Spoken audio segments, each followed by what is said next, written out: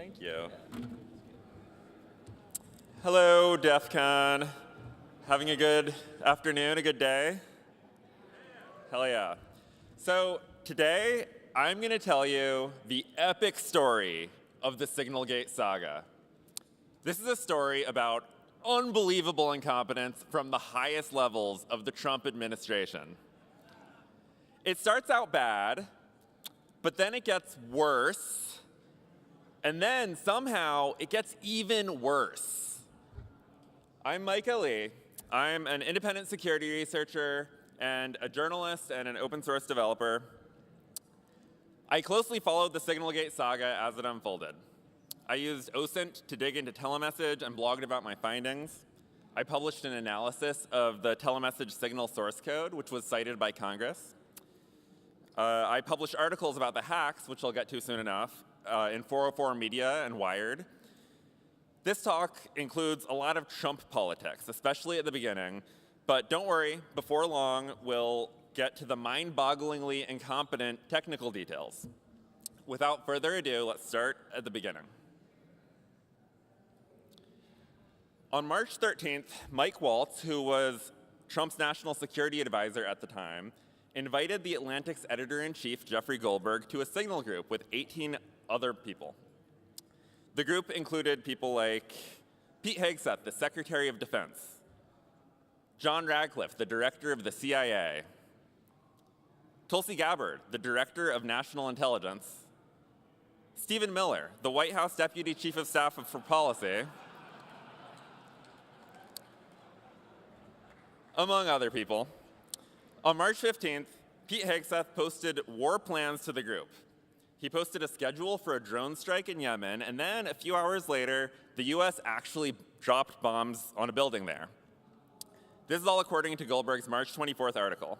And in case you're not aware, before being in charge of the biggest and best funded military on earth, Pete Hegseth was the weekend co-host of Fox and Friends. Here he is responding to this article. Forward to it. One question. Can you share how your information about war plans against the Houthis in Yemen was shared with a journalist in The Atlantic? And were those details classified? You're talking about a deceitful and highly discredited so-called journalist who's made a profession of peddling hoaxes time and time again, to include the hoaxes of Russia, or the fine people on both sides hoax, or suckers and losers hoax. So this is the guy that peddles in garbage. Looking forward to it. The signal group that Trump administration people used to coordinate the bombing in Yemen had disappearing messages in it. This means that they were likely violating laws like the Federal Records Act, which requires government officials to preserve communications like this. So immediately after the Atlantic article was published, the government watchdog group American Oversight sued the Trump administration for violating federal records laws. And at the same time, on March 25th and 26th, Tulsi Gabbard and John Radcliffe testified before the Senate and House Intelligence Committees. They both claimed that nothing classified was discussed in the signal group, and they definitely discussed classified information in the signal group, so basically they both lied while testifying under oath to Congress. Immediately after the senior Trump officials finished lying to Congress, The Atlantic published this follow-up story. It included screenshots of everything posted in the signal group. In the group, they expressed contempt for European allies. Here is Vice President J.D. Vance saying, "I just hate bailing Europe out again." And Pete Hegseth saying, "I fully share your loathing of European freeloading. It's pathetic." And here is when Pete Hegseth posted the March 15th war plans. He posted a team update with the timeline for the attack. At 12:15 Eastern, F-18 combat aircrafts launch with their first strike package. At 13:45, the strike window starts. At 14:10, more F-18s launch. And by 14:15, the first bombs will definitely drop. This is also where he, for some reason, posted, "We are currently clean on OPSEC." Why did Pete Hegseth say, "We are currently clean on OPSEC"? Like, Did he review some sort of OPSEC checklist and confirm that everything was done correctly? No, of course he didn't. What would being clean on OPSEC even entail? Maybe it would include checking that everyone in their operational signal group was actually supposed to be there before posting the war plans.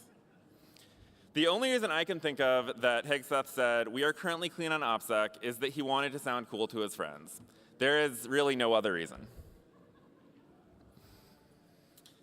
Here's more of the signal messages from later in the day. This is when they bombed an apartment building. Mike Waltz posted, "The first target, their top missile guy, we had a positive ID of him walking into his girlfriend's building, and now it's collapsed." And JD Vance said, "Excellent." The Trump administration had just collapsed an entire residential building full of civilians to target one person. A lot of the media refer to these chat logs as war plans, but there's a strong argument that this strike was a war crime. According to Yemen's Ministry of Health, this attack killed 53 people, including 5 children, and it injured another 98 people. It's a war crime to intentionally kill civilians in a military operation, and that's exactly what they did here. The US isn't even at war with Yemen.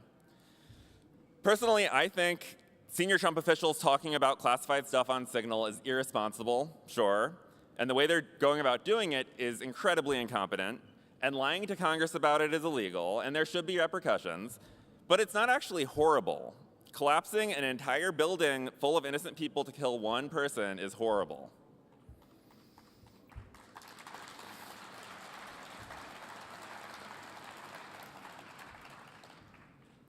Pete Hegseth didn't just share the Yemen war plans with the journalist. According to reporting by NBC News, he also, for some reason, shared them in a separate Signal group with his wife, his brother, and his personal lawyer. Here is a video clip of NBC's reporting. Tonight, NBC News has learned shortly before U.S. fighter jets took off to launch airstrikes against Iranian-backed Houthi rebels in Yemen last month. The head of U.S. Central Command, Army General Eric Kurilla, used a secure government system to send Defense Secretary Pete Hegseth, his superior, specific details about the imminent operation, according to 3 U.S. officials with direct knowledge of the exchanges. Minutes later, the sources say Hegseth used his personal phone to send some of that information to at least 2 group chats on the messaging app Signal, one with Hegseth's wife, his brother, and his personal attorney. The material included when those fighter jets would take off and when they would hit their targets, details that in the wrong hands could put the American pilots in danger. Hegseth today denied sharing any classified information on Signal. I look at war plans every single day. What was shared over Signal, then and now, however you characterize it, was informal, unclassified coordinations for media coordination and other things. That's what I've said from the beginning. When asked, President Trump again this week said he remains confident in Hegseth. Oh, no. President Trump, why do you even ask a question like that?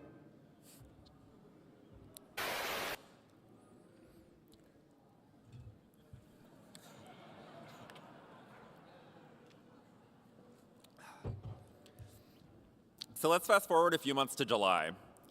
Tulsi Gabbard and John Ratcliffe lied to Congress when they said they didn't discuss classified information in the Signal group. Pete Hegseth has lied repeatedly about the same thing. This Washington Post article confirms that they were all lying.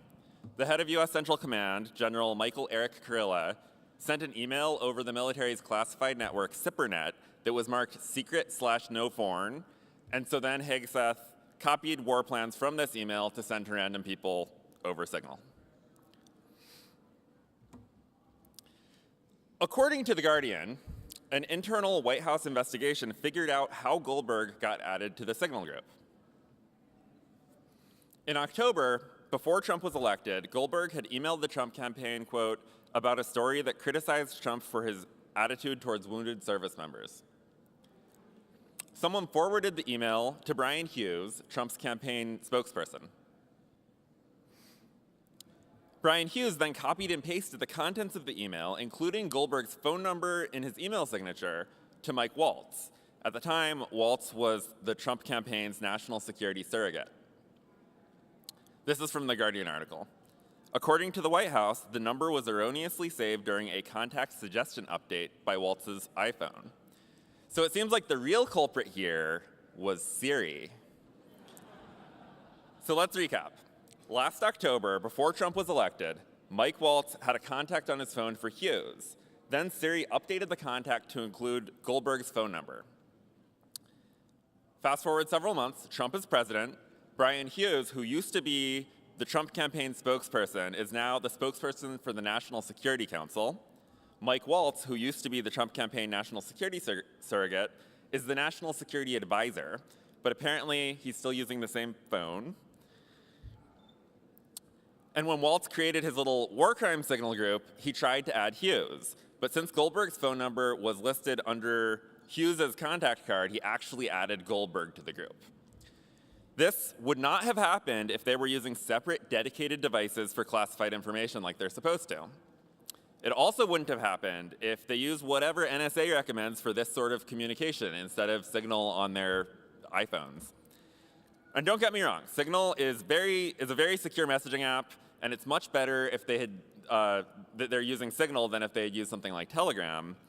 But they're just really, really bad at OPSEC.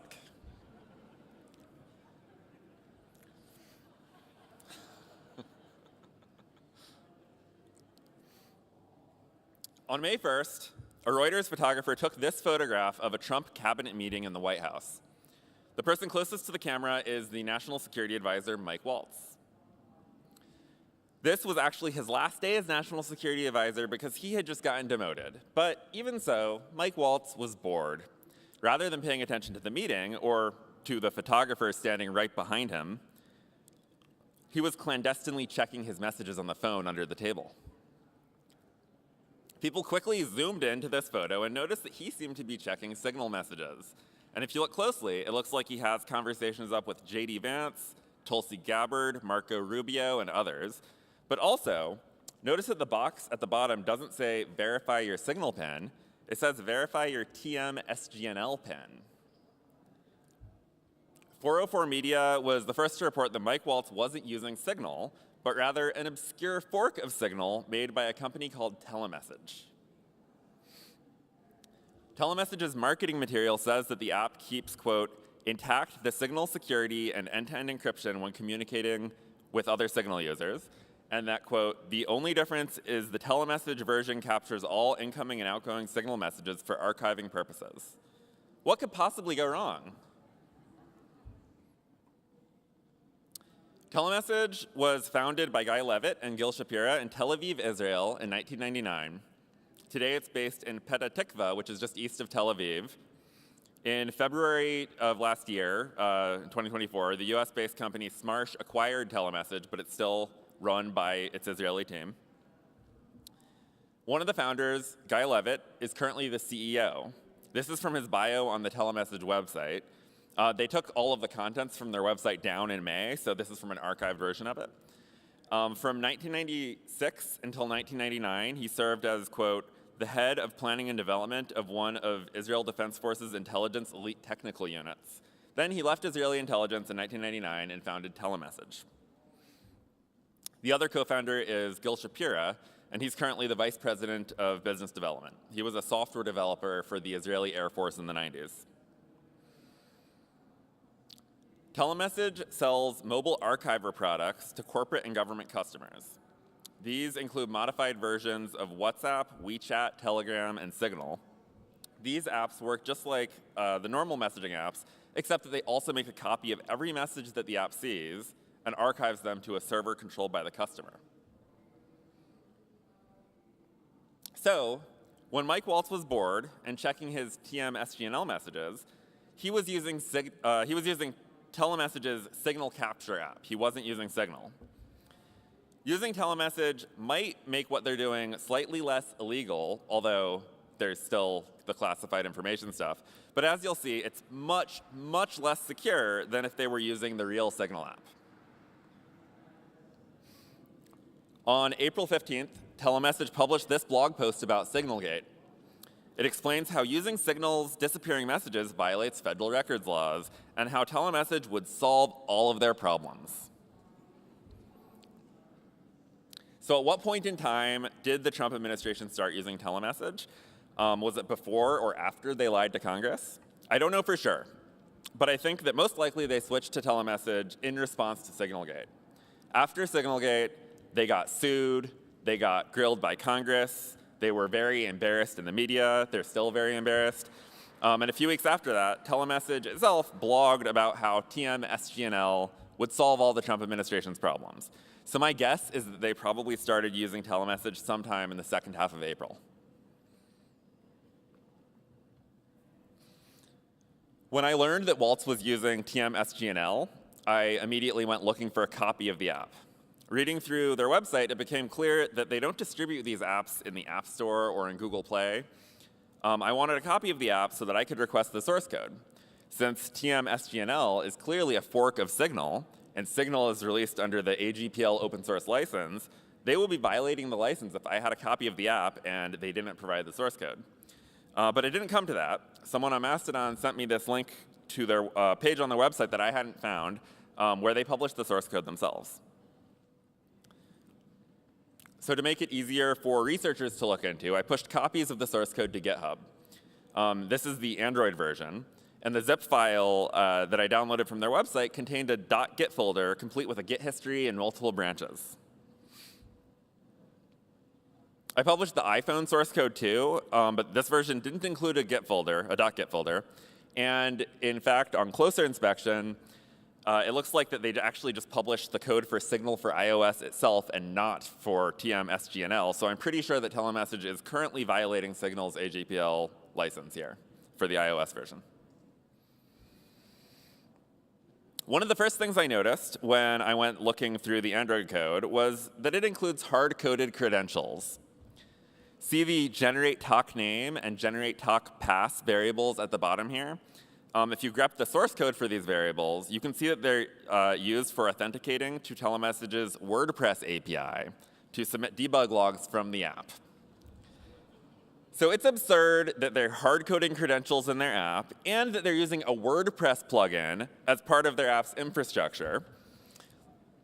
I actually am very curious. I obviously didn't try to authenticate to this WordPress API with these credentials, but if somebody did, like, what data could they have actually pulled from that WordPress server? I don't know.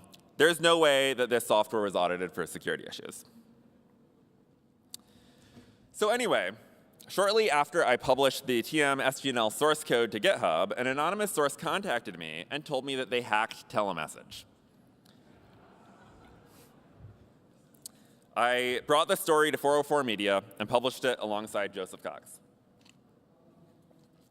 The hacker had found a trivial vulnerability in TeleMessage's server that gave them access to Java heap dump files, which are basically snapshots of everything in memory, in the server's memory at the time it was created. These files contain usernames and passwords for TeleMessage users, and also plaintext chat logs. The hacker said, I would say the whole process took about 15 to 20 minutes. It wasn't much effort at all. After downloading a heap dump, the hacker grepped it for the word password and found a username and password. They tried logging in, and this is what they saw. The hacker sent this screenshot of TeleMessage's admin panel logged in as a US Customs and Border Protection user. I've redacted all the details here, but this lists the names, phone numbers, and email addresses of 747 members of CBP. The hacker sent me the heap dump file, and I found this in it. As you can see, this is a big JSON object. This message is sent to a group called GD Macro, which is from the cryptocurrency firm Galaxy Digital. It says, just spoke to a Dem staffer on the Senate side. 2 co-sponsors, also Brooks and Gillibrand, did not sign the opposition letter, so they think the bill still has a good chance of passage the Senate with 5 more Dems supporting it. So they were trying to get the Genius Act passed, which is a Republican-led crypto-friendly law that lightly regulates stablecoins, and they're referring to Democratic Senators Kristen Gillibrand and Angela Alsobrooks, who stood with Republicans to get it passed. So this is an example of stuff that people are talking to within the TeleMessage app. A few weeks after the 404 Media story, I wrote an article in Wired that explains the vulnerability itself. The hackers started by looking at the domain secure.telemessage.com, which is where users log in. The hacker, quote, noticed that they were hashing passwords to MD5 on the client side. Yeah. The hacker also noticed that the login page was programmed in ancient Java technology called JSP. And so they used a tool called Buster to see if they could find any JSP files that might be vulnerable that they didn't know about. And then they also ran Buster on archive.telemessage.com too. And that's when they found the heap dump endpoint. Here's the full URL. If you made a GET request to this URL, the server responded with a Java heap dump, which is basically a 150 megabyte file containing a snapshot of the server's memory. That's it.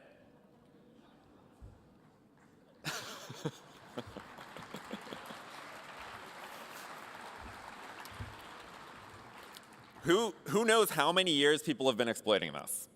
My source figured it out immediately, as soon as they started poking at it. So the archive server was built using Spring Boot, which is an open source framework for making Java applications. Spring Boot includes a set of features called Actuator that are useful for developers for monitoring and debugging the application. And one of these features is the heap dump endpoint. Spring Boot's documentation says, since endpoints may contain sensitive information, careful consideration should be given about when to expose them. And as you can see at the bottom, in the latest version at least, the heap dump endpoint is not exposed by default, but it was exposed on TeleMessage's archive server. Here is a blog post from the cloud security company Wiz. It lists exposed heap dump file as the #1 misconfiguration in Spring Boot Actuator. This says that the heap dump endpoint has been disabled by default since version 1.5, which was released in 2017. So why was it exposed to the public on archive.telemessage.com? There are two possibilities. Either TeleMessage reconfigured their server to expose it to the public, or they haven't updated their version of Spring Boot in 8 years, and they're still using the old default. The day after my 404 media story about the hack, NBC News reported that TeleMessage took down its service. So if you were just scrambling to write down that URL a minute ago, sorry, it doesn't work anymore. I confirmed at the time that archive.telemessage.com was rejecting HTTP requests, and it still is.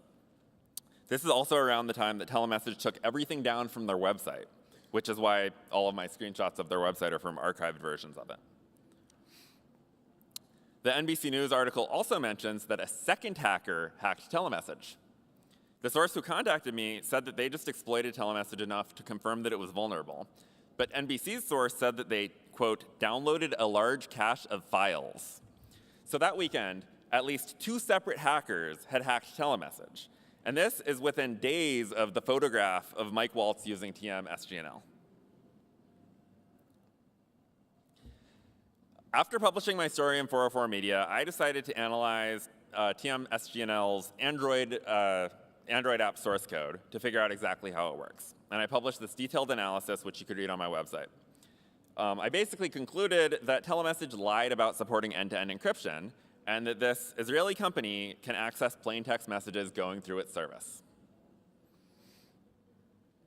TeleMessage's modified Signal app is almost identical to the real Signal app, except there's extra code that also archives messages.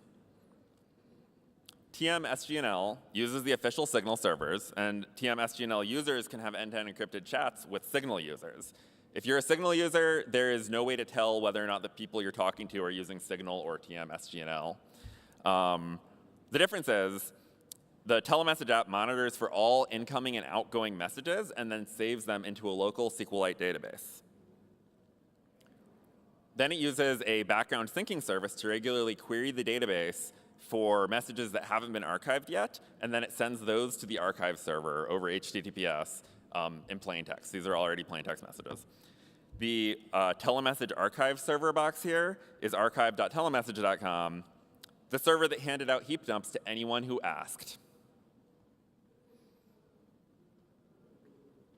Once the messages are on the archive server, TeleMessage then delivers them to their final destination, which is controlled by the customer. This is either an SMTP email server, an SFTP file server, or Microsoft 365. But in any case, they all go through the archive server first. This is from TeleMessage's marketing material for their modified Signal app. It advertises end-to-end encryption from the mobile phone through to the corporate archive. This is a lie. I could tell it was a lie because the Android app source code seems to just send plain text messages to their archive server. But even without analyzing the source code, I could still tell that they lied because the Java heap dump files include plain text signal messages. Senator Ron Wyden published a letter demanding that the Justice Department investigate the, quote, serious threat to US national security posed by TeleMessage, a federal contractor that sold dangerously insecure communication software to the White House and other federal agencies. He cited my research that proves TeleMessage had lied about end-to-end encryption. And he also demanded an investigation into whether the company has shared US government communications with the Israeli government and whether the Israeli government played any role in the product's dangerous design. So remember how NBC News reported that there was a second hacker who hacked TeleMessage and they downloaded a large cache of files? On May 19th, Distributed Denial of Secrets released hundreds of gigabytes of heap dumps hacked from TeleMessage's archive server. That's the large cache of files from the second hacker. If you're not familiar with them, DDoS Secrets is a nonprofit transparency collective that publishes hacked and leaked data sets for journalists and researchers, and I'm a member of the collective. Because the data has so much personal identifiable information in it, they're only distributing this data set to journalists and researchers, but not to the public. But they distribute lots of other data sets just to everyone. Reuters was the first news organization to report on this data set. They had found more than 60 government users of TeleMessage apps with material from disaster responders, customs officials, several US diplomatic staffers, at least one White House staffer, and members of the Secret Service.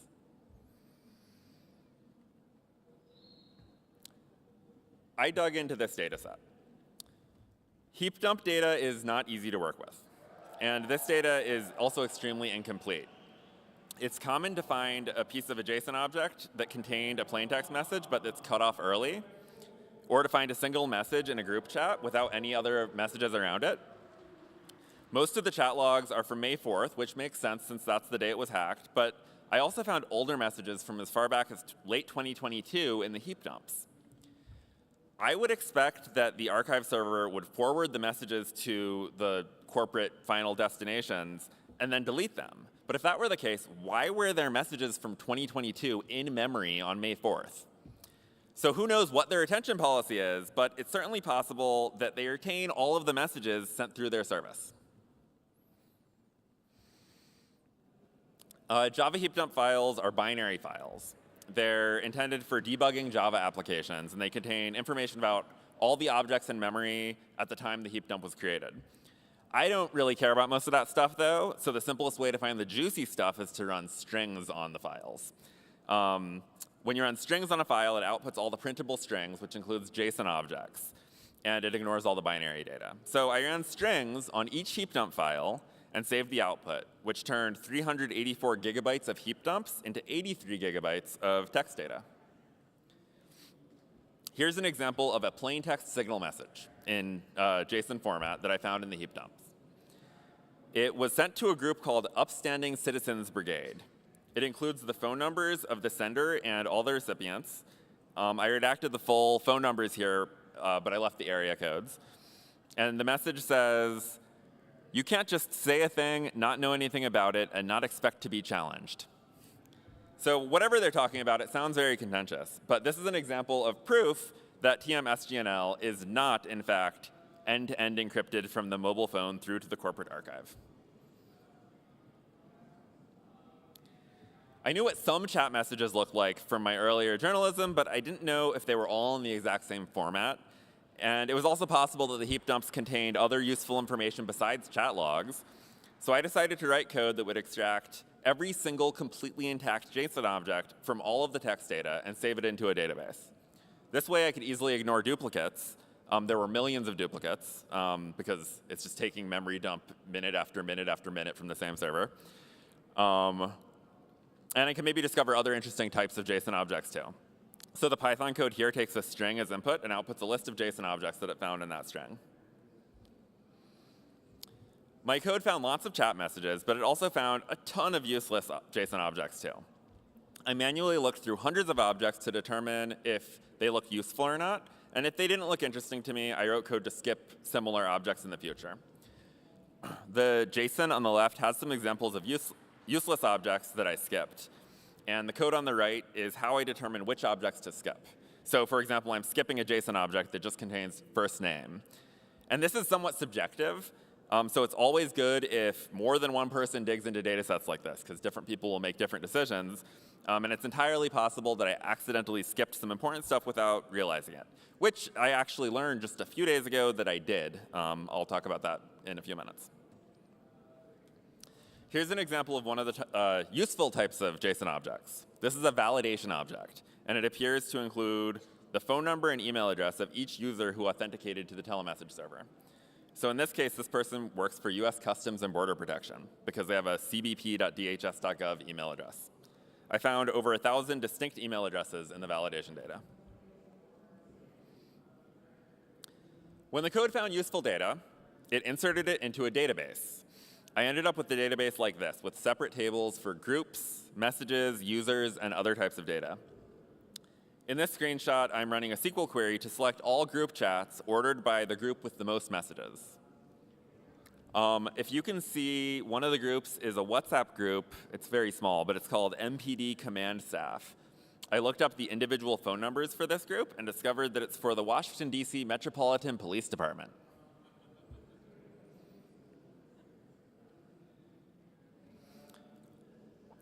A SQL database of chat logs is way more useful than hundreds of gigabytes of heap dumps, but it's still pretty annoying to use. So I made myself a user interface called TeleMessage Explorer, and I published it as open source so that other journalists and researchers can use it. So TeleMessage Explorer is open source, but you still need to request access from DDoS secrets to get the actual data set to use it. It runs locally in Docker containers.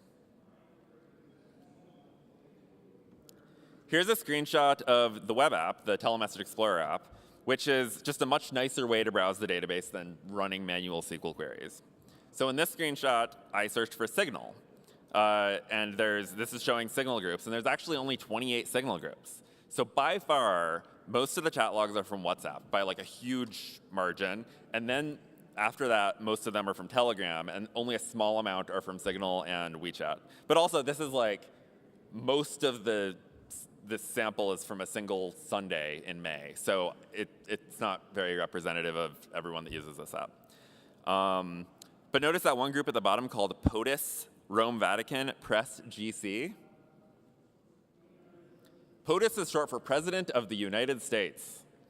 Here's the detailed view of that Signal group. This is a group that contains at least one White House staffer. There aren't that many messages in this group, but they seem to be discussing a Trump visit to the Vatican to meet with Pope Leo. And this is the detailed view of the message. It was sent on May 4th, and one of the recipients is the White House staffer, and it's the only White House staffer that I could find in the data set. It's also a deleted Signal message. So TeleMessage must archive a copy of each message before it gets deleted. It says, do you think our official videographer can go to the official only section given that message above? But like this, a lot of the data in this data set, I don't actually have the message above, so I don't really know what they're talking about. TeleMessage Explorer also lets you browse the validation objects that I showed earlier. So in this screenshot, I searched for email addresses that include .gov, and I found 71 of them. And keep in mind that all of the people listed here just happened to log into the telemessage service on Sunday, May 4th, 2025. So there's a lot more users. And here is a last-minute update to the talk. Someone from Reporters United, which is an investigative journalism network in Greece, posted this issue to the TeleMessage Explorer repo like an hour or so before I was like leaving for the airport to come to DEFCON. And it turns out that strings wasn't doing as good a job as I was hoping. Strings was filtering out Unicode characters, which means that I was missing a whole lot of stuff in the data sets that was not in using the Latin alphabet. And so they actually wrote a custom JSON carver program in Rust that does a much better job of than strings. I thought that there were only about 60,000 messages in the data set, but it turns out that there's actually about 100,000 messages in the data set that I just learned a few days ago. And a lot of the new messages that I didn't know about are in Chinese and in Hebrew. And I don't think that any of the journalists looking through this data set have actually started looking through any of them, except for maybe some of these people in Greece. So here's an example of one of the new messages that I just found yesterday. This is a WhatsApp message for May 3rd, and it's written in Hebrew. The Google Translate translation says, it translates it to, protection and protection of all IDF soldiers and a speedy recovery for the few wounded. May God's presence be in the blink of an eye. So just for some context, the IDF is committing a genocide against Palestinians in Gaza.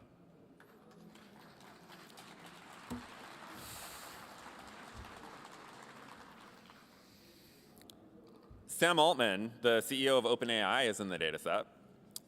Here he is sending a message to the CEO of Altimeter Capital, a major investor in OpenAI. And unsurprisingly, they're talking about lobbying in Washington, D.C. Jared Kushner's in the data set too. Kushner is the husband of Donald Trump's daughter, Ivanka. Trump's senior White House policy advisor on artificial intelligence sent Kushner this sketchy-ass message about the United Arab Emirates. Kushner isn't a member of the Trump administration, yet here he is exchanging WhatsApp messages with Trump's AI guy. I don't have any more details about this conversation other than this single text message, but I am entirely convinced that it's corruption, whatever it is. And here's the Kushner family WhatsApp group. So an interesting thing about TeleMessage, the TeleMessage apps, is that they don't just archive the messages of the people using the apps. They archive all messages that the apps have access to. So Jared Kushner is probably the only person in his family that is using a TeleMessage app, yet this Israeli company has access to his private family group chat. What could possibly go wrong?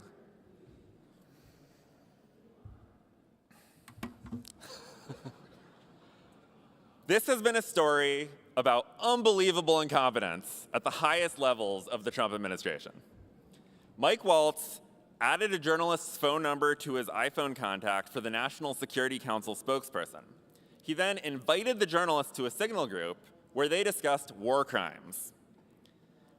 Pete Hegseth, who runs the largest military in the world, with an $850 billion annual budget and over 5,000 nuclear warheads, told the Signal group with the journalist, "We are currently clean on OPSEC." Tulsi Gabbard and John Radcliffe lied to Congress about it. Then, instead of using Signal, which is very secure if used properly, they switched to TM SGNL. They trusted TeleMessage, a utterly incompetent company founded by Israeli intelligence agents to archive their chat logs. And Mike Waltz checked his TM SGNL messages while a Reuters photographer was right behind him. TeleMessage lied about end-to-end encryption in their product, and they exposed an endpoint without any authentication that let anyone who wants download a heap dump from their archive server. This is really bad.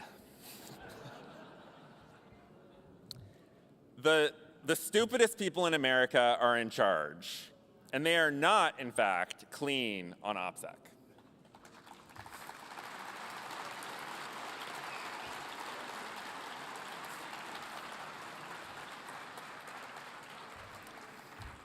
Thank you. And if you're interested in learning more about this type of data analysis, I wrote a book called Hacks, Leaks, and Revelations, The Art of Analyzing Hacked and Leaked Data. And I'm doing a book signing tomorrow with No Starch Press at 11 o'clock in the vendor area. I'm not sure how much time we have, but maybe a few minutes for questions. What about China?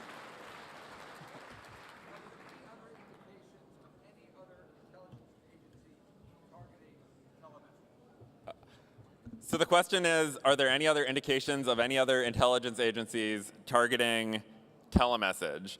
I mean, I haven't actually seen indications of other intelligence agencies targeting telemessage by like looking at the source code, other than the fact that it's so easy to hack. It would be ridiculous if, you know, Chinese intelligence and Russian intelligence and Israeli intelligence weren't already like gathering up lots of data for the last many, many years. I'm not sure how long CBP has been using telemessage, but I think at least since 2022, maybe before that. And also the other customers, there's like lots of cryptocurrency firms and other finance companies and then a bunch of government contractors and also, I don't know, who knows how many like Israeli companies and Israeli contractors, like military contractors there are in this too. Yeah, good question.